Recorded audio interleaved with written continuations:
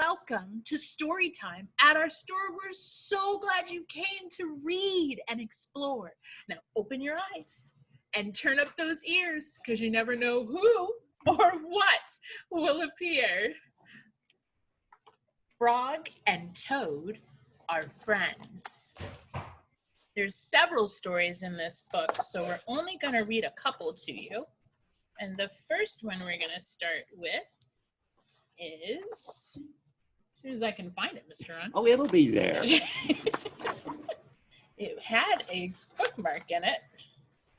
Meanwhile, I could sing, button up your overcoat. Oh no, maybe I won't sing. A lost button. Toad and Frog went for a long walk. They walked across a large meadow. They walked in the woods. They walked along the river. And at last, they went back home to Toad's house. Oh, drat, said Toad. Not only do my feet hurt, oh, but I have lost one of the buttons on my jacket.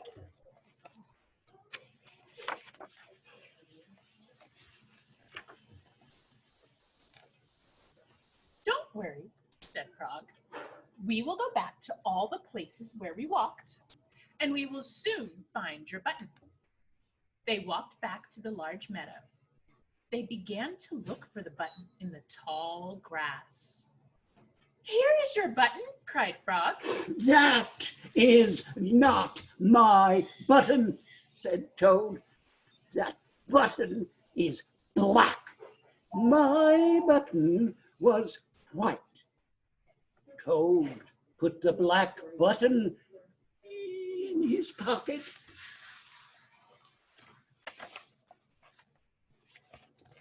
A sparrow flew down. Excuse me, said the sparrow. Did you lose a button? I found one. That is not my button, said Toad.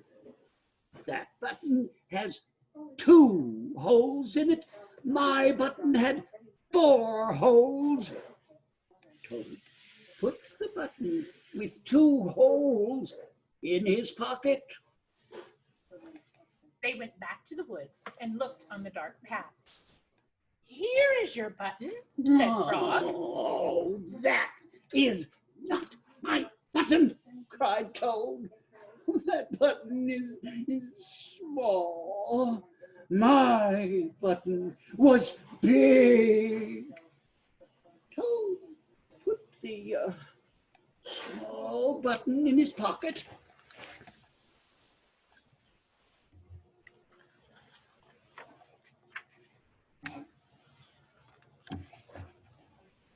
A raccoon came out from behind a tree.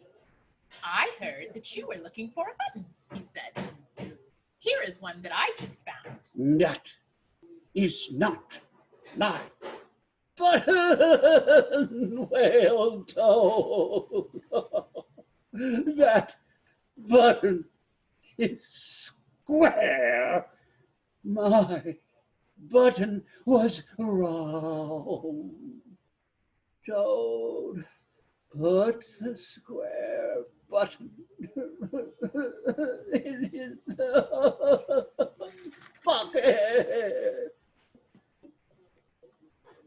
Frog and Toad went back to the river. They looked for the button in the mud. Here is your button, said Frog. That is not my button, shouted Toad. That button is thin. My button was thick.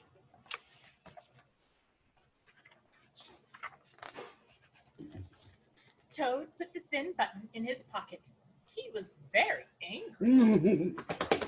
Jumped up and down and screamed. The whole world is covered with buttons, and not one of them is mine. Toad ran home and slammed the door. There, on the floor, he saw his white, 4-holed, big, round, thick button. said Toad. It was here all the time. Oh, what a lot of trouble I've made for Frog.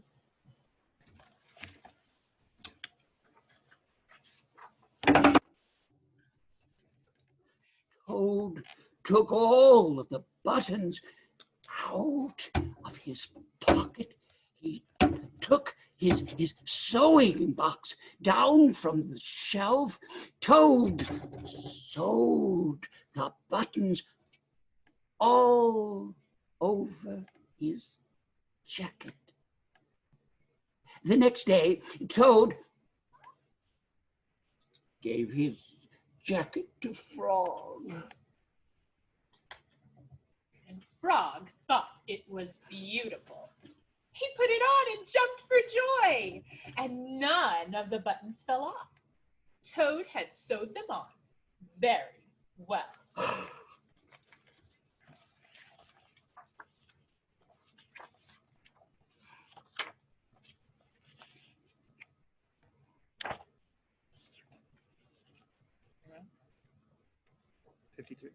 know. We're almost there. There we go. I had bookmarks, but they fell out. The letter. Toad was sitting on his front porch, and Frog came along and said, "What is the matter, Toad? You are looking sad."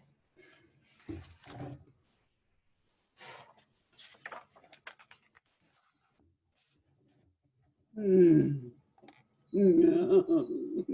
Yes, said Toad. This is my sad time of day.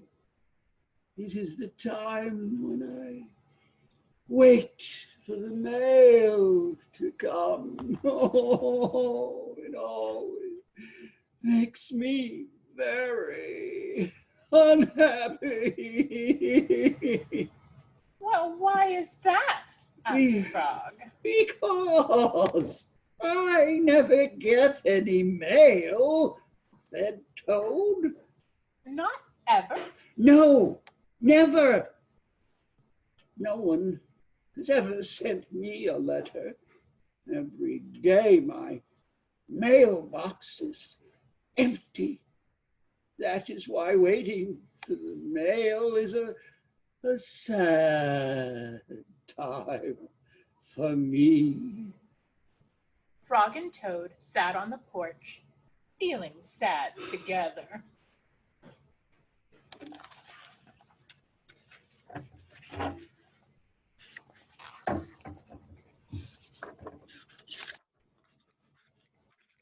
Then Frog said, "I have to go home now, Toad.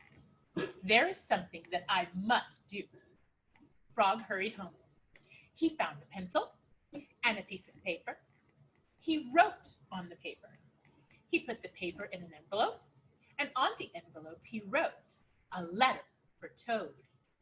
Frog ran out of his house. He saw a snail that he knew. "Snail," said Frog, "please take this letter to Toad's house and put it in his mailbox."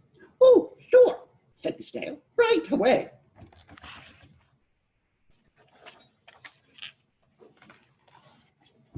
Then Frog ran back to Toad's house. Toad was in bed taking a nap. "Toad," said Frog, "I think you should get up and wait for the mail some more." No, said Toad. I am tired of waiting for the mail. Frog looked out of the window at Toad's mailbox. The snail was not there yet. "Toad," said Frog, "you never know when someone may send you a letter." Oh, no, said Toad. I do not think anyone will ever send me a letter. Oh.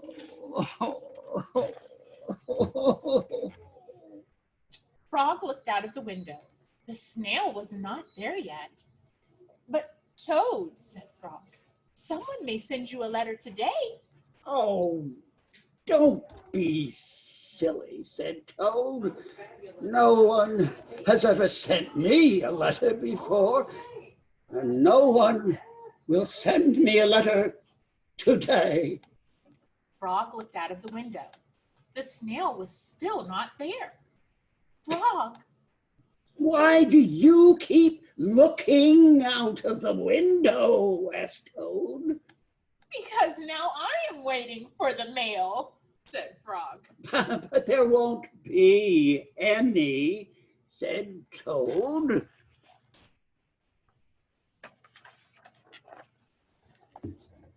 Oh, yes, there will, said Frog, because I have sent you a letter. You have? Said Toad. What did you write in the letter? Frog said, I wrote, Dear Toad, I am glad that you are my best friend. Your best friend, Frog. Oh, said Toad. That makes a very good letter. Then Frog and Toad went out onto the porch to wait for the mail. They sat there, feeling happy together.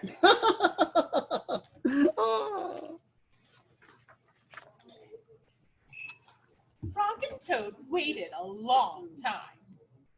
4 days later, the snail got to Toad's house and gave him the letter from Frog. Toad was very pleased to have it. Oh. Wow, and there are a couple more stories in the book. Did you guys enjoy that? I hope you did. I think we enjoyed telling it to We you. had a good time. Just so you are aware, there are some wonderful, wonderful extra things in the back of this book.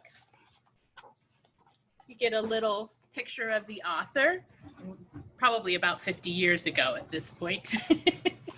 And did you know that Frog and Toad Are Friends was published in the fall of 1970 in a jacketed hardcover, kind of like this, and it cost $2.50. That's a really big jump, isn't it? 50 years later.